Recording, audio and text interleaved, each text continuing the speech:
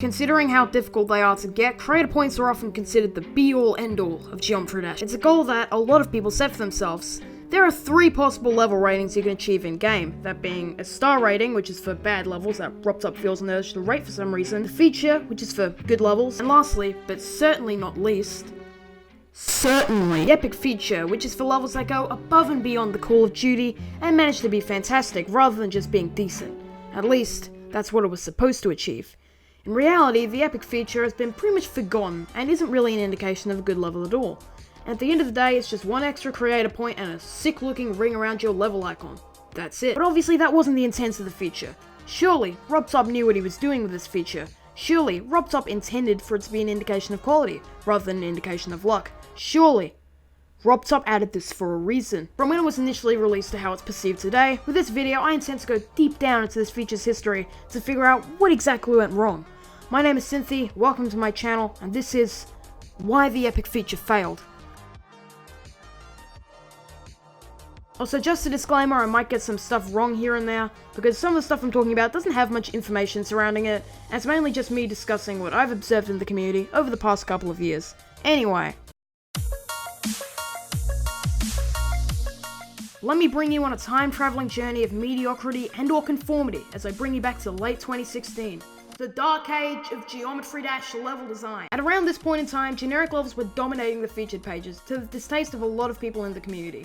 Generic levels had a few specific hallmarks. Empty design, moving objects, and overused songs were a few examples of this. However, the issue with these levels wasn't the fact that people kept making them, it was the fact that they were displayed front and center by RobTop because he kept on displaying them on the featured section. This effectively perpetuated the trend to unprecedented success, which a lot of people didn't really like, for obvious reasons.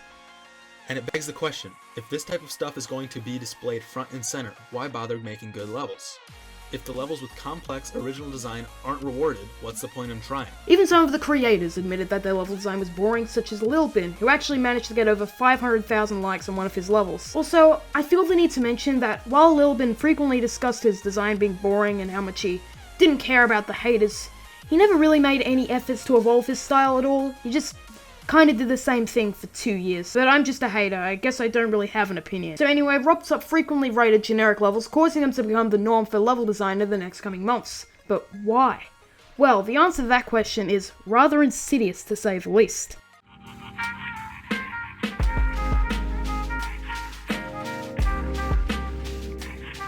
Note that most of this was occurring at around the time that Geometry Dash World came out. Now I know that to a lot of you, this next part might sound pretty crazy, but I have a theory as to why these levels were promoted so heavily. Get ready. Geometry Dash World was a game that was clearly intended to cater to the more casual gaming crowd. There are some examples of this, such as the fact that the game was not only released for free, it also never came out on Steam and only got released for phones, which are generally considered to be more of a casual way to play video games. There's also the fact that the game was a lot more simple than Geometry Dash, with extremely undemanding levels that weren't even a minute long. All this proved to be a pretty great marketing strategy. Everyone was pretty excited about the game, even though, to be fair, it was pretty bare bones. Remember what else was bare bones? Oh yeah, the generic levels. Great. So that's my theory. RobTop decided to frequently push generic levels onto the featured pages to appeal to GD's more casual crowd. At around the same time, RobTop decided to release a new feature. Can you guess what this feature was?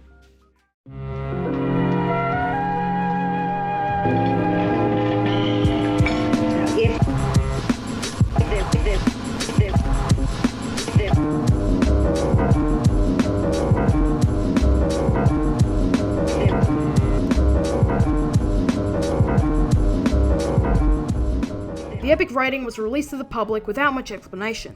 It took a bit of analysis from the community to discover that, unlike a regular feature, the epic rating gave you 3 creator points rather than just 2.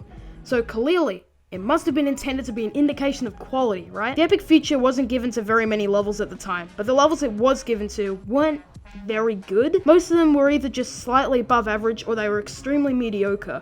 It seemed like there wasn't really a bar for what made a level get an epic rating. At the same time though, most people were just pretty confused as to why it was even a thing. This situation will reveal what would become the main issue with the epic rating, which wasn't the fact that it was given to levels that didn't deserve to be featured, it was the fact that most epic rated levels weren't really exceptional in any way, even if they were decent. But overall, the epic rating was overshadowed by leaked features such as a new level editor and new triggers. It was quite a bad start to what would become an undoubtedly flawed feature. It really didn't leave much of an impact, and it was more confusing than anything else. But I've dwelled on this long enough. It's time to move on.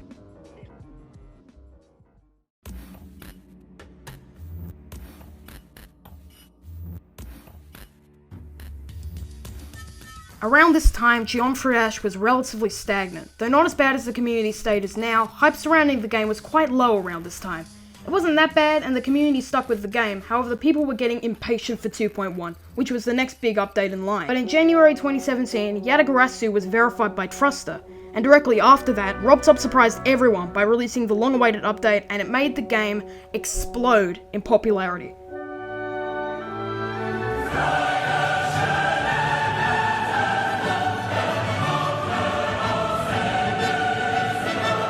February 2017 would become the cultural peak of Geometry Dash. 2.1 had effectively restored GD to its former glory, and plenty of big YouTubers were talking about it, which brought a whole lot of new players to the game. But amidst all this, the epic rating was finally getting defined in the community. It was around this time that RobTop was infamously pumping the gas on epic featured levels. There were plenty of epic rated levels being released, and yet again, not many of them were all that great. The issue remained, there wasn't really a definition for what made a level epic. Was it because the level had a lot of objects? Was it for being unique? For being difficult? Who knows, but the fact that it gave 3 CP hinted to it being an indication of quality, as previously stated, despite RobTop never really discussing what it actually meant. This really didn't help the feature's credibility, as no one really had a clue as to what it was. It's also worth mentioning that generic levels didn't really go away, they just evolved slightly and added new triggers and 2.1 blocks. They didn't really change for the better. However, over the next coming months, a new trend would finally come to put generic levels to rest. Creators such as Felix Ram and Darwin would come out of the woodwork, creating levels such as Hydra and Adust. These levels had fun gameplay and good designs, accompanied with a hell of a lot of glow. And this would eventually lead to coining a new style, that style being the glow style. Some people might disagree with me on this part, but if you really look closely, these creators and their levels really did revolutionize the game, for better or for worse. Take a shot every time you see a glow level on the feature pages. Over time, the glow in said levels went from being a design choice to being the main appeal of the levels. It looked like history was repeating itself, and many creators such as Piton started making glow levels too. Glow levels started out unique, only to become the norm for creating, like the generic style had done before. Like them or not, glow levels still take up a majority of the featured section. But throughout all this, the epic feature didn't really change. It wasn't really an indication of anything, and it just felt like it had been randomly assigned to most of the levels it was given to. The standards of featured levels had changed drastically, and so did the standards of the epic feature. However, none of the levels really felt exceptional. You're probably all getting sick of this, but Synthi, you've said this 3 separate times now, what's your point? Well, let me explain. But first, we interrupt this program to bring you a very special episode of Guess That Feature! Welcome back, ladies and gentlemen, to Guess That Feature! Where we take a look at the featured pages and answer the question, is this featured or is this epic rated? Let's just get into it. Today we have 3 contestants who are about to guess that feature! Yes, that catchphrase will never get old. Firstly, we have Matt over here, and it's your job to guess that feature! Gee, thanks for such a warm welcome. Not gonna lie, I'm pretty scared right now. Haha, that's right, you should be. You should be afraid. You should live in fear. Anyway, Matt, let's get started with your first question. Overused glow, clashing colors that hurt your eyes, and too many moving objects. Is this featured, or is it epic? Well, I'm going to say featured. Ring-a-ding-ding, you're wrong, you're 100% wrong. This is actually epic featured. See ya. Our next contestant is Paige, and it's her job to guess that feature. Oh man, I'm not sure if I can do this. I just want to take a moment to thank my husband and kids. If it weren't for you, I wouldn't be up here, so thank you. Wow, isn't this heartwarming? I feel like crying, and I would if I wasn't forced into this over-enthusiastic TV host persona. Anyway, your first question. Decent artwork, generic design, and too many moving objects. Is this featured, or is it epic? Oh no, this is a lot harder than I expected. It's just a guess, but I'm gonna have to say epic. Wow, Paige, that is incorrect. It's actually featured. Our last contestant of the evening is Stuart, and it's his time to guess that feature. Anyway, your first question is bad design, simplistic backgrounds, and really just no redeeming qualities at all. Is it featured, or is it epic? I'm gonna say heads for featured, tails for epic. Epic. You're incorrect. This level isn't even rated.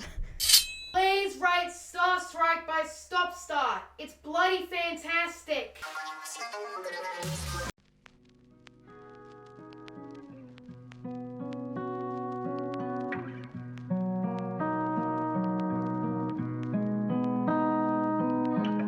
I thought for the end of this video, I'd bring us back to 2019 to see if the situation has changed at all. And to be fair, it has. While the system is still relatively unreliable, there is somewhat of a distinction between featured levels and epic levels. However, I feel like the damage has been done to the point of no return. The feature was overused to hell to the point where it couldn't have really left much of an impact. Another thing I feel that contributed to its downfall was the fact that it didn't have enough of an effect on the levels that received it. All you got was one extra creator point, which is virtually pointless in the long run. This made the feature something that not many people ended up really caring about, so why do I care about it? Why did I make an entire video about a flawed feature that's pretty much been fixed? It's because I think the epic feature could have been a fantastic addition to the game, and it could have had a lot more incentive to create great levels, but it eventually became irrelevant because it was handled clumsily. If RobTop had played his cards right, it could have been great, but at this point all RobTop can really do is just kill off the rating and add a new one, but that would be stupid, and a waste of time. And that's just the epic feature's legacy. That's why the epic feature failed. Thank you for watching, my name is Synthi, and I'll see you next time. Take care.